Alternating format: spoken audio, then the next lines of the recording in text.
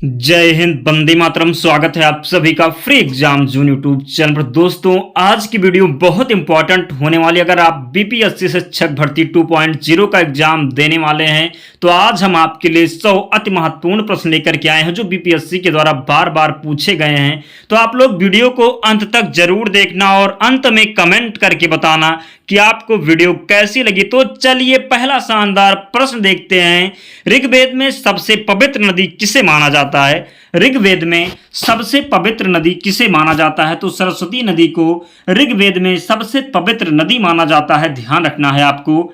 वैदिक समाज की आधारभूत इकाई क्या है? तो वैदिक समाज की आधारभूत इकाई है कुटुंब या कुल। आपको ध्यान रखना है। नेक्स्ट क्वेश्चन है, उज्जैन का प्राचीन नाम क्या था? तो उज्जैन का प्राचीन नाम था अवंतिका। दोस्तों, आप लोग वीडियो को जरूर लाइक कर देना और चैनल को सब्सक्राइब करके हमारे साथ जुड़ जाना। आपको ऐसी वीडियो डेली मिलती रहेगी। बहुत कम समय में हम आपके रिवीजन को कंप्लीट कराएंगे, तो आप लोग चैनल को जरूर सब्सक्राइब कर लेना। नंद वंश का संस्थापक कौन था? तो महापद्म नंद था। ध्यान रखना है आपको। नंद वंश का संस्थापक आपको ध्यान रखना है। हर्यक वंश के किस शासक को कुणिक कहा जाता था? तो अजात शत्रु को ध्यान रखना है। भगवान महावीर का प्रथम शिष्य कौन था? तो जमाली था भगवान महावीर का प्रथम शिष्य। ध्यान रखना दोस्तों, बहुत कम समय में हम आपको सभी प्रश्न का रिवीजन करवाएंगे, तो प्लीज यार आप लोग वीडियो को जरूर लाइक कर देना। वह व्यक्ति कौन था जिसका नाम देवान प्यादशी भी था? तो अशोक का नाम था। कई बार प्रश्न एग्जाम में बना है, तो वेरी इंपॉर्टेंट के रूप में आप लोग को ध्यान रखना है। वह व्यक्ति कौन था जिसका नाम देवान प्यादशी था? तो ध्यान रखना है अशोक इसका सही उत्तर होगा। आपको ध्यान रखना है। अगला प्रश्न है, सबसे प्राचीनतम राजवंश कौन सा है? सबसे प्राचीनतम राजवंश कौन सा है? तो मौर्य जो है ये सबसे प्राचीनतम राजवंश है। ध्यान रखना है। जनसंख्या की दृष्टि से बिहार का भारत में कौन सा स्थान है? तो जनसंख्या की दृष्टि से बिहार का भारत में तीसरा स्थान है। आपको ध्यान रखना। पहले स्थान की बात करें जनसंख्या की दृष्टि से तो उत्तर प्रदेश होगा। आपको ध्यान रखना। उत्तर प्रदेश जो है ये पहले स्थान पर है। आपको ध्यान रखना है। अगला प्रश्न है, बिहार में नगर समूह कुल कितने हैं? बिहार में नगर समूह कुल कितने हैं? तो 14 नगर समूह हैं। ध्यान रखना है। चंद्रगुप्त के शासन विस्तार में किसने मुख्य रूप से मदद की थी? चंद्रगुप्त के शासन विस्तार में किसने मुख्य रूप से मदद की थी? तो चाणक्य ने मदद की थी। ध्यान रखना है। अगला प्रश्न है, मौर्य साम्राज्य में प्रचलित मुद्रा का नाम क्या था? तो मौर्य साम्राज्य में प्रचलित मुद्रा का नाम था। पर दोस्तों, आप लोग वीडियो को जरूर लाइक कर दीजिए। हम आपसे लाइक के सिवा कुछ नहीं मांगते, तो यार प्लीज आप लोग सपोर्ट करिए। अशोक का उत्तराधिकारी कौन था? तो कुणाल था अशोक का उत्तराधिकारी। अगला प्रश्न है, मौर्य साम्राज्य की स्थापना किसने की थी? तो मौर्य साम्राज्य की स्थापना चंद्रगुप्त मौर्य के द्वारा की गई थी। किसके द्वारा? मौर्य साम्राज्य की स्थापना चंद्रगुप्त मौर्य ने की थी। ध्यान रखना है आपको। अगला प्रश्न है, नंद वंश के पश्चात मगध पर किस राजवंश ने शासन किया? नंद वंश के पश्चात बात करें मगध वंश पर जो है, मगध पर किस राजवंश ने शासन किया? तो मौर्य राजवंश ने किया था। ध्यान रखना है। बिहार में कुल कितने नगर निगम कितने? बिहार में कुल नगर निगम कितने? प्रश्न पूछा जा सकता है। इंपॉर्टेंट प्रश्न है, तो ध्यान रखना है। बिहार में कुल नगर निगम है 199। ध्यान रखना है आपको। मेगास्थनीज की पुस्तक का नाम क्या है? तो मेगास्थनीज की पुस्तक का नाम है इंडिका। कौटिल्य के अर्थशास्त्र में किस पहलू पर प्रकाश डाला गया है? कौटिल्य के अर्थशास्त्र में किस पहलू पर प्रकाश डाला गया है? तो राजनीतिक नीतियों पर। ध्यान रखना है आपको। कौन सा क्षेत्र अशोक के साम्राज्य में सम्मिलित नहीं है? तो श्रीलंका सही उत्तर होगा। ध्यान रखना है। पाटलिपुत्र में स्थित चंद्रगुप्त का महल मुख्यतः किसका बना था? पाटलिपुत्र में स्थित चंद्रगुप्त का महल की बात करें मुख्यतः किसका बना था? तो ध्यान रखना है लकड़ी का बना था। अगला प्रश्न है, किसके शासन काल में डायमेकस भारत आया था? किसके शासन काल में डायमेकस जो था वो भारत आया था? तो बिंदुसार के शासन काल में। ध्यान रखना है। बिहार राज्य में विधानसभा की कुल सीटें कितनी हैं? तो 243 हैं। बिहार राज्य में विधानसभा की कुल सीटें। ध्यान रखना है आपको। मौर्य काल में सीता से क्या तात्पर्य है? मौर्य काल में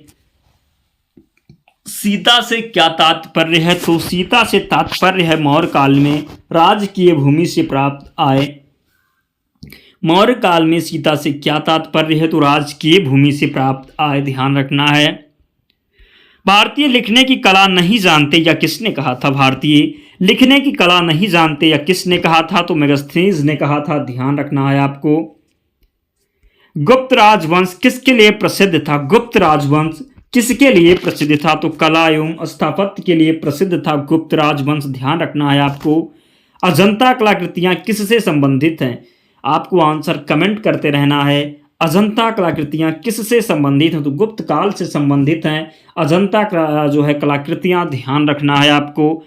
अगला प्रश्न है, बिहार राज्य में लोकसभा की कुल सीटें कितनी हैं? बिहार राज्य में लोकसभा की कुल सीटों की बात करें तो 40 होगा, ध्यान रखना है। अजंता चित्रकारी का विषय वस्तु किससे संबंधित है? अजंता चित्रकारी का विषय वस्तु किससे संबंधित है? तो बौद्ध धर्म से संबंधित है, ध्यान रखना है आपको। उत्तर गुप्त युग में जो विश्वविद्यालय प्रसिद्ध था उसका नाम बताइए। तो नालंदा विश्वविद्यालय उत्तर गुप्त युग में प्रसिद्ध था, आपको ध्यान रखना है। फायान किसके शासनकाल में भारत आया था? फायान किसके शासनकाल में भारत आया था? तो चंद्रगुप्त द्वितीय के शासनकाल में फायान भारत आया था, ध्यान रखना है आपको। भारतीय राष्ट्रीय कांग्रेस के पहले अध्यक्ष कौन थे? तो WC बनर्जी थे भारतीय राष्ट्रीय कांग्रेस के पहले अध्यक्ष, ध्यान रखना है आपको। भारतीय राष्ट्रीय कांग्रेस के 1905 के बनारस अधिवेशन के अध्यक्ष कौन थे? भारतीय राष्ट्रीय कांग्रेस के 1905 के बनारस अधिवेशन के अध्यक्ष कौन थे? तो गोपाल कृष्ण गोखले थे, ध्यान रखना है। बिहार की कुल जनसंख्या कितनी है? तो लगभग 10.41 करोड़ है बिहार की कुल जनसंख्या, ध्यान रखना है आपको।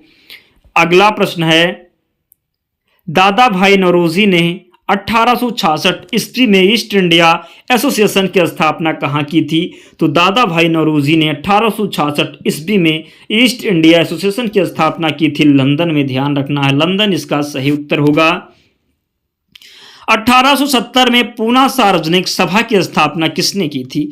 तो 1870 में पूना सार्वजनिक सभा की स्थापना किसने की थी? तो महादेव गोविंद रानाडे ने की थी, ध्यान रखना है आपको। भारतीय नेताओं में से कौन एक ब्रिटिश द्वारा इंडियन सिविल सर्विस से बर्खास्त कर दिया गया था? भारतीय नेताओं में से कौन एक ब्रिटिश द्वारा इंडियन सिविल सर्विस से बर्खास्त कर दिया गया था? तो सुरेंद्र नाथ बनर्जी इसका सही उत्तर है, तो आपको ध्यान रखना है। बिहार में लिंगानुपात कितना है? तो बिहार में लिंगानुपात है 918। उदारवादियों की कार्य पद्धति को किसने भिखमंगी राजनीति की संज्ञा दी थी? उदारवादियों की कार्य पद्धति को किसने भिखमंगी राजनीति की संज्ञा दी थी? तो उग्रवादियों ने, ध्यान रखना है। अगला प्रश्न है, किसने भारतीय राष्ट्रीय कांग्रेस की अध्यक्षता 2 बार की? किसने भारतीय राष्ट्रीय कांग्रेस की अध्यक्षता 2 बार की? तो वेडरवर्न ने की। भारत में करजन के प्रशासन की तुलना औरंगजेब से किसने की? भारत में करजन के प्रशासन की तुलना औरंगजेब से किसने की? तो गोपाल कृष्ण गोखले ने की, ध्यान रखना है। गोपाल कृष्ण गोखले ने किस वर्ष में भारत सेवक मंडल की स्थापना की? तो 1905 में। बिहार में न्यूनतम पुरुष साक्षरता वाला जिला कौन सा है? तो पूर्णिया जो है ये न्यूनतम पुरुष साक्षरता वाला जिला है, ध्यान रखना है। महात्मा गांधी ने सत्याग्रह क्रियाविधि सबसे पहले कहाँ प्रयोग की? महात्मा गांधी ने सत्याग्रह क्रियाविधि सबसे पहले कहाँ प्रयोग की? तो चंपारण में प्रयोग की, ध्यान रखना है। अंग्रेज पुलिस अफसर कैप्टन सैंडर्स किसके द्वारा गोली से मारा गया था? अंग्रेज पुलिस अफसर कैप्टन सैंडर्स किसके द्वारा गोली से मारा गया था? तो भगत सिंह के द्वारा, ध्यान रखना है आपको। जय हिंद का नारा किसने दिया? तो सुभाष चंद्र बोस ने जय हिंद का नारा दिया था, ध्यान रखना है। किसने कहा था तुम मुझे खून दो मैं तुम्हें आज़ादी दूंगा? तो सुभाष चंद्र बोस ने कहा था तुम मुझे खून दो मैं तुम्हें आज़ादी दूंगा। तो राइट आंसर होगा सुभाष चंद्र बोस, ध्यान रखना है आपको। देश बंधु की उपाधि से किसे जाना जाता है? तो देश बंधु की उपाधि से जाना जाता है चित्तरंजन दास को। कांग्रेस ने भारत छोड़ो आंदोलन का प्रस्ताव किस वर्ष पारित किया? तो कांग्रेस ने भारत छोड़ो आंदोलन का प्रस्ताव पारित किया 1942 में। कब पारित किया? तो 1942 में कांग्रेस ने भारत छोड़ो आंदोलन का प्रस्ताव पारित किया, ध्यान रखना है आपको। अगला प्रश्न है, अमृत बाजार पत्रिका की स्थापना किसने की थी? तो अमृत बाजार पत्रिका की स्थापना की थी शिशिर कुमार घोष ने। झंडा गीत किसने लिखा है? तो श्यामलाल गुप्त पार्षद के द्वारा झंडा गीत लिखा गया है, आपको ध्यान रखना है। अगला प्रश्न है, संविधान सभा के विचार का औपचारिक रूप से प्रतिपादन किसके द्वारा किया गया? तो यमन राय के द्वारा। संविधान सभा को किसने मूर्त रूप प्रदान किया? संविधान सभा को किसने मूर्त रूप प्रदान किया? तो जवाहरलाल नेहरू ने संविधान सभा को मूर्त रूप प्रदान किया, आपको ध्यान रखना है। 1938 में किस व्यक्ति ने वयस्क मताधिकार के आधार पर संविधान सभा के गठन की मांग की? 1938 में किस व्यक्ति ने वयस्क मताधिकार के आधार पर संविधान सभा के गठन की मांग की? तो जवाहरलाल नेहरू ने की, आपको ध्यान रखना है। संविधान सभा के गठन की मांग सर्वप्रथम 1895 में किसके द्वारा प्रस्तुत की गई? प्रश्न इंपॉर्टेंट है, कई बार पूछा गया है, तो आपको ध्यान रखना है। संविधान सभा के गठन की मांग सर्वप्रथम 1895 में किसके द्वारा प्रस्तुत की गई? तो बाल गंगाधर तिलक के द्वारा, ध्यान रखना है आपको। भारत की संविधान सभा गठित करने का आधार क्या था? तो भारत की संविधान सभा गठित करने का आधार था cabinet mission plan 1946। Question number 56 को अब हम देखते हैं। भारत की संविधान सभा किसके अनुसार गठित की गई? तो भारत की संविधान सभा किसके अनुसार गठित की गई? तो कैबिनेट मिशन योजना के अनुसार भारत की संविधान सभा जो है गठित की गई, ध्यान रखना है। कैबिनेट मिशन योजना के अनुसार संविधान सभा में कुल कितने सदस्य थे? तो कैबिनेट मिशन योजना के अनुसार संविधान सभा में कुल 389 सदस्य थे, ध्यान रखना है आपको। संविधान सभा के अस्थायी अध्यक्ष कौन थे? संविधान सभा के अस्थायी अध्यक्ष कौन थे? तो डॉक्टर राजेंद्र प्रसाद। आपसे पूछा जाता है संविधान सभा के अस्थायी अध्यक्ष कौन थे? अस्थायी अध्यक्ष की बात करें तो डॉक्टर राजेंद्र प्रसाद हो जाएगा। आपसे पूछा जाए अस्थायी अध्यक्ष तो सच्चिदानंद सिन्हा, ध्यान रखना है। सच्चिदानंद सिन्हा जो थे ये संविधान सभा के अस्थायी अध्यक्ष थे। प्रश्न पूछा गया है कई बार, तो ध्यान रखना है। 11 दिसंबर 1946 को किसे संविधान सभा का अस्थायी अध्यक्ष चुना गया? तो डॉक्टर राजेंद्र प्रसाद को 11 दिसंबर 1946 को संविधान सभा का अस्थायी अध्यक्ष चुना गया, ध्यान रखना है। संविधान सभा के संवैधानिक सलाहकार कौन थे? तो वीएन नरसिंह राव। कौन? वीएन नरसिंह राव संविधान सभा के संवैधानिक सलाहकार थे, ध्यान रखना है। संविधान के विभिन्न पहलुओं के अध्ययन हेतु संविधान सभा में कितनी समितियां नियुक्त की गई? तो 13 सही उत्तर होगा। भारतीय संविधान सभा की प्रारूप समिति के अध्यक्ष कौन थे? तो प्रारूप समिति के अध्यक्ष की बात करें, ध्यान रखना है आपको, कई बार प्रश्न पूछा गया है। तो भारतीय संविधान सभा की प्रारूप समिति के अध्यक्ष थे doctor BR Ambedkar. Doctor Bhimrao Ambedkar थे भारतीय संविधान सभा की प्रारूप समिति के अध्यक्ष, ध्यान रखना है। संविधान सभा के प्रारूप समिति में सदस्यों की संख्या कितनी है? संविधान सभा की प्रारूप समिति में सदस्यों की संख्या कितनी है? तो 7 सदस्य हैं, ध्यान रखना है। भारतीय संविधान की प्रारूप समिति के सदस्य थे तो डॉक्टर राजेंद्र प्रसाद थे, ध्यान रखना है। संविधान के प्रारूप समिति के समक्ष प्रस्तावना का प्रस्ताव किसने रखा? तो प्रस्तावना का प्रस्ताव रखा था जवाहरलाल नेहरू ने। प्रश्न इंपॉर्टेंट है, कई बार पूछा गया है, तो ध्यान रखना है।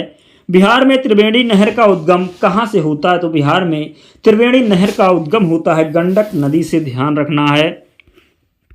संविधान सभा में उद्देश्य प्रस्ताव किसने प्रस्तुत किया? तो संविधान सभा में उद्देश्य प्रस्ताव की बात करें तो जवाहरलाल नेहरू के द्वारा प्रस्तुत किया गया। संविधान सभा में उद्देश्य प्रस्ताव जवाहरलाल नेहरू के द्वारा प्रस्तुत किया गया, ध्यान रखना है। भारतीय संविधान सभा की संघीय शक्ति समिति के अध्यक्ष कौन थे? तो भारतीय संविधान सभा की संघीय शक्ति समिति के अध्यक्ष थे जवाहरलाल नेहरू, ध्यान रखना है। अगला प्रश्न देखते हैं। भारतीय संविधान को किसने द्वारा बनाया गया? भारतीय संविधान को किसके द्वारा बनाया गया? तो संविधान सभा के द्वारा भारतीय संविधान को बनाया गया, ध्यान रखना है आपको। भारतीय संविधान ने किस प्रकार के लोकतंत्र को अपनाया है? तो लोकतांत्रिक गणतंत्र को अपनाया है भारतीय संविधान ने, ध्यान रखना है आपको। भारतीय संविधान की प्रस्तावना के अनुसार भारत की शासन की सर्वोच्च सत्ता किस में निहित है? तो जनता में निहित है।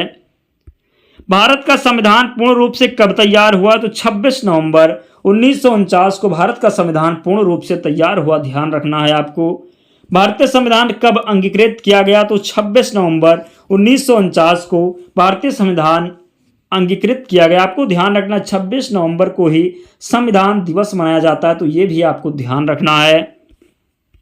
भारत की संप्रभुता किसमें निहित है? तो भारत की जनता में निहित है भारत की संप्रभुता, ध्यान रखना है। भारतीय संविधान की प्रस्तावना में देश का कौन सा नाम उल्लिखित है? तो भारत और इंडिया। भारतीय संविधान की उद्देशिका का संशोधन कितनी बार किया गया? तो एक बार उद्देशिका में या प्रस्तावना में संशोधन किया गया, आपको ध्यान रखना है।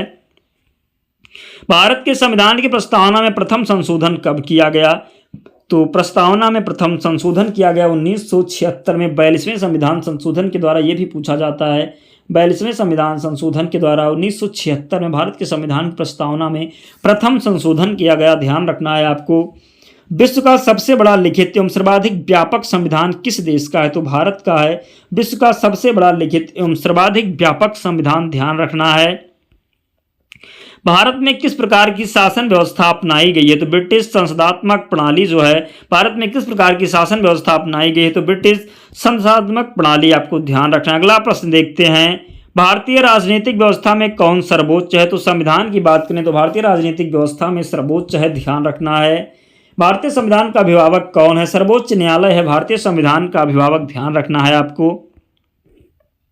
भारत में वयस्क मताधिकार की उम्र सीमा क्या है? तो 18 वर्ष है भारत में वयस्क मताधिकार की उम्र सीमा, ध्यान रखना है।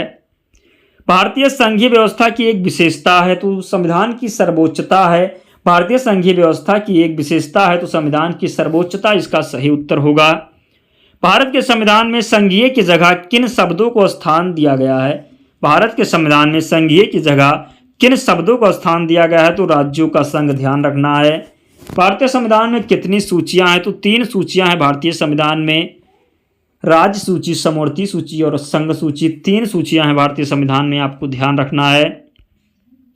भारत के संविधान में भारतीय संविधान की संरचना किस प्रकार की है? तो कुछ एकात्मक, कुछ कठोर है, ध्यान रखना है। परमादेश याचिका का क्या अर्थ होता है? तो हम आदेश देते हैं, वो अर्थ होता है परमादेश याचिका का, ध्यान रखना है आपको। संविधान के अनुच्छेद 17 और अनुच्छेद 18 में किसकी व्यवस्था है? संविधान के अनुच्छेद 17 और अनुच्छेद 18 में सामाजिक समता की जो व्यवस्था है, आपको ध्यान रखना है। अगर अनुच्छेद 17 की बात करें तो अस्पृश्यता का अंत है, और 18 की बात करें तो इसमें जो है उपाधियों का अंत है, ध्यान रखना है आपको। भारतीय संविधान में राज्य के नीति निर्देशक तत्व कहाँ से लिए गए हैं? तो आयरलैंड के संविधान से लिए गए हैं। भारतीय संविधान में राज्य के नीति निर्देशक तत्व, ध्यान रखना है। राज्य के नीति निर्देशक तत्वों का जो उल्लेख भारतीय संविधान की किस भाग में है? तो भाग 4 में है नीति निर्देशक तत्वों का उल्लेख, ध्यान रखना है आपको। संविधान में कल्याणकारी राज्य का आदेश दिया जाता है, तो नीति निर्देशक तत्वों में, ध्यान रखना है। नीति निर्देशक तत्वों का क्रियान्वयन किस पर निर्भर करता है? नीति निर्देशक तत्वों का क्रियान्वयन किस पर निर्भर करता है? तो सरकार के पास उपलब्ध संसाधनों पर, ध्यान रखना है। मौलिक अधिकार एवं राज्य के नीति निर्देशक तत्वों के विषय में कौन सा कथन सही है? तो वह एक दूसरे के पूरक होते हैं, ध्यान रखना है। भारत के संविधान में अंतर्राष्ट्रीय सुरक्षा को प्रोत्साहन सुरक्षा को देना सन्निहित है। भारत के संविधान में अंतर्राष्ट्रीय सुरक्षा को प्रोत्साहन देना सन्निहित है, तो राज्य के नीति निर्देशक तत्वों में, ध्यान रखना है। संविधान के किस अनुच्छेद में न्यायपालिका का कार्यपालिका से पृथक्करण का उल्लेख किया गया है? न्यायपालिका का कार्यपालिका से पृथक्करण का उल्लेख किया गया है, तो किस अनुच्छेद में? तो ध्यान रखना है संविधान के अनुच्छेद 50 में। अनुच्छेद 50 की बात करें तो न्यायपालिका का कार्यपालिका से पृथक्करण का उल्लेख किया गया है, ध्यान रखना है। भारतीय संविधान में मूल कर्तव्य को शामिल करने का विचार किस देश के संविधान से लिया गया है? तो पूर्व सोवियत संघ से। भारत के संविधान के किस अनुच्छेद में मौलिक कर्तव्य की चर्चा की गई है? भारत के संविधान में किन अनुच्छेद में मौलिक कर्तव्य की चर्चा की गई है? तो अनुच्छेद 51 ये में, ध्यान रखना है। वर्तमान में संविधान में कुल कितने मूल कर्तव्यों का उल्लेख है? तो वर्तमान में भारतीय संविधान में कुल 11 मूल कर्तव्यों का उल्लेख है, ध्यान रखना है। भारत की संघीय व्यवस्थापिका को किस नाम से जाना जाता है? संसद के नाम से जाना जाता है भारत की संघीय व्यवस्थापिका के नाम को। दोस्तों वीडियो पूरी कंप्लीट हो गई। इंपॉर्टेंट प्रश्न थे, बार बार बीपीएससी के द्वारा पूछा गया प्रश्न, तो आप लोग अगर 1-2 बार वीडियो को देख लेंगे तो सभी प्रश्न आपको याद हो जाएंगे। एग्जाम में बहुत हेल्प मिलने वाला है इन वीडियो से आपको, तो प्लीज़ आप लोग वीडियो को लाइक करके ही जाना। बिना लाइक किए कोई नहीं जाएगा। वीडियो को लाइक करके चैनल को सब्सक्राइब कर लेना। हम आपको इसकी पीडीएफ प्रोवाइड करवाएंगे, तो आप लोग पीडीएफ के लिए टेलीग्राम चैनल से जुड़ना होगा, या टेलीग्राम चैनल जाकर के टेलीग्राम पर आप सर्च करेंगे फ्री एग्ज़ाम जोन चैनल मिल जाएगा, आप लोग ज्वाइन हो जाना। वहाँ पर आपको सारी PDF मिल जाएगी, या हम जो है टेलीग्राम चैनल का लिंक डिस्क्रिप्शन बॉक्स में दे देंगे, वहाँ से आप लोग ज्वाइन हो जाना। तो मिलते हैं अगले वीडियो में, तब तक ध्यान रखिए अपना, स्वस्थ रहिए और सुरक्षित रहिए। जय हिंद।